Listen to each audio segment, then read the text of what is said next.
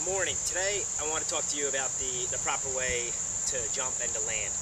Whether you're an athlete, a basketball player, or a football player, or somebody who does boot camps, or somebody who's just joined a gym and thinking of doing group fitness classes, a lot of exercises require athletes to jump, or participants to jump in a boot camp, and what I see a lot of times is the inability to land properly.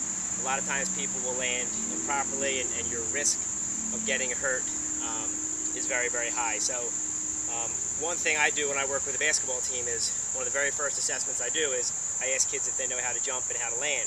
And most kids look at me, and they look at me like I have two heads, but 9 times out of 10, the kids don't know how to jump, they don't know how to land. And if you don't know how to land, you run the risk of tearing an ACL, spraining an ankle, which could obviously affect your entire season. So a lot of times what I see people do when they jump is they'll jump and they'll land straight leg, just like that. And that's the worst thing that you can do. If you lock out your legs, there's a lot of force that goes through your knees, your ankles, your hips.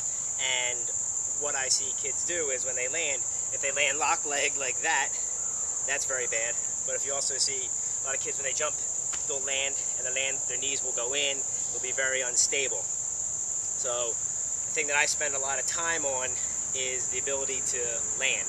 So what I teach is for athletes to land when they jump. You bring your arms up, you bring your arms back here, and you land, and you stick the landing, and you drop your hips back. So in this position, you want to be just like this.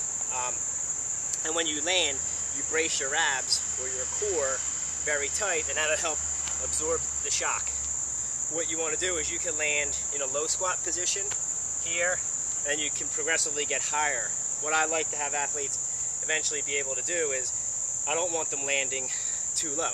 If you land all the way down here, it takes time then to get back up and to change direction or run after somebody.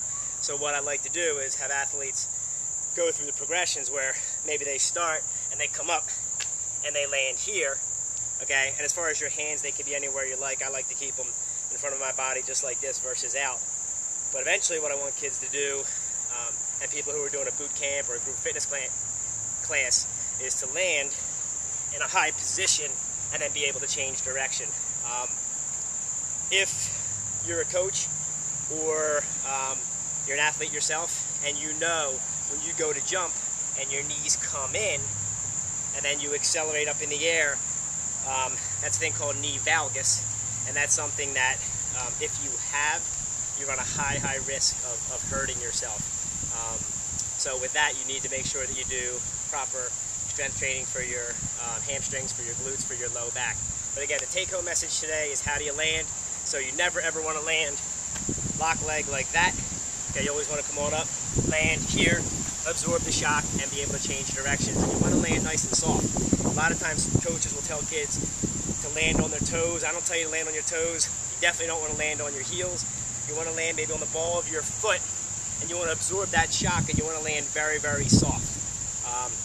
Again, if you're a coach, have your athletes do this on the very first day, and you'll be surprised how many kids will simply just go like this and land straight up. And as the game goes on, or as practice goes on and fatigue sets in, your chances of getting hurt go through the roof. So you can imagine if at the start of practice they're landing and they're unstable, imagine how they feel 20 minutes, 40 minutes, or 2 hours into a workout.